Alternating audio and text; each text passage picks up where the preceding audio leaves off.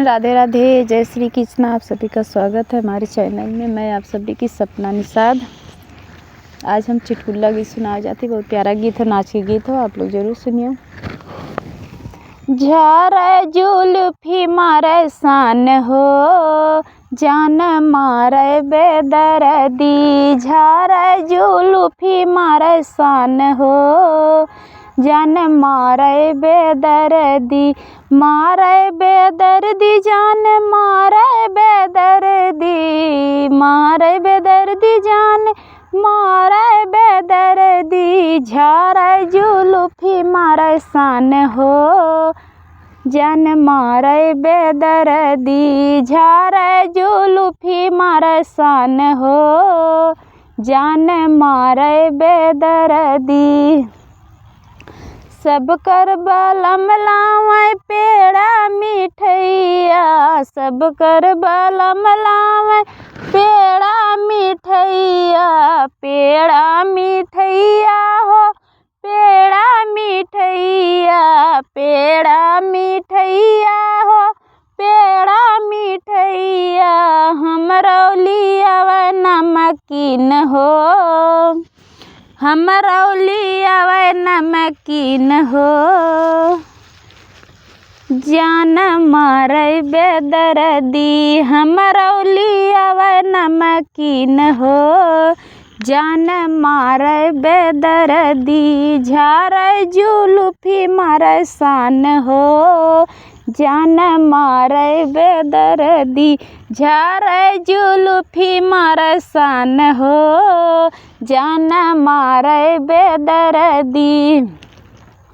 सब कर बलम लावे लहंगा या साड़ी। सब कर बलम लावे लहंगा या साड़ी। लहंगा या साड़ी हो, लहंगा या साड़ी। लहंगा या साड़ी हो, लहंगा या साड़ी। हमरौली आवे मारकीन हो, अरे हमरौली आवे मारकीन हो। जान मारे बेदर्दी, हमरौली आवे मारकीन हो। जान मारे बेदर्दी। झारे जुल्फी मारे सान हो, जान मारे बेदर्दी। झारे जुल्फी मारे सान हो, जान मारे बेदर्दी। सब कर बलम लावे cream powder Crimea.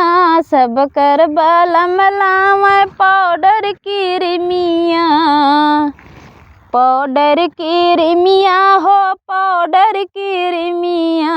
Powder Crimea हो, पाउडर क्रीमिया। हमरौली आवे, हमरौली आवे हमरौली आवे गमसीन हो। जान मारे बेदर्दी। हमरौली आवे गमसीन हो, जान मारे बेदर्दी। झारे जुल्फी मारे सान हो, जान मारे बेदर्दी। झारे जुल्फी मारे सान हो, जान मारे बेदर्दी। सब कर बलम लावे पेड़ा मिठैया। सब कर बलम लावे पेड़ा मिठैया।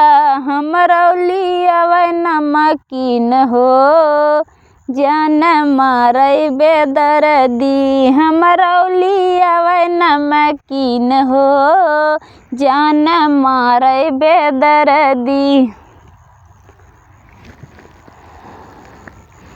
सब कर झारे जुल्फी मारे सान हो, जान मारे बेदर्दी। झारे जुल्फी मारे सान हो, जान मारे बेदर्दी।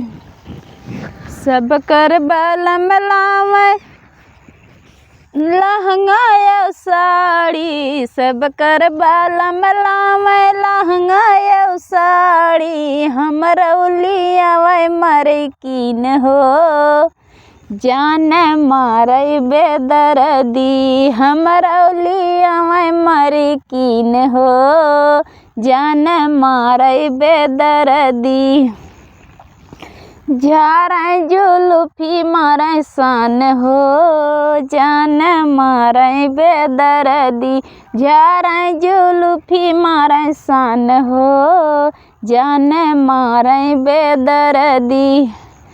अगर अच्छा लगे लाइक किया, कमेंट किया, शेयर किया। बाय।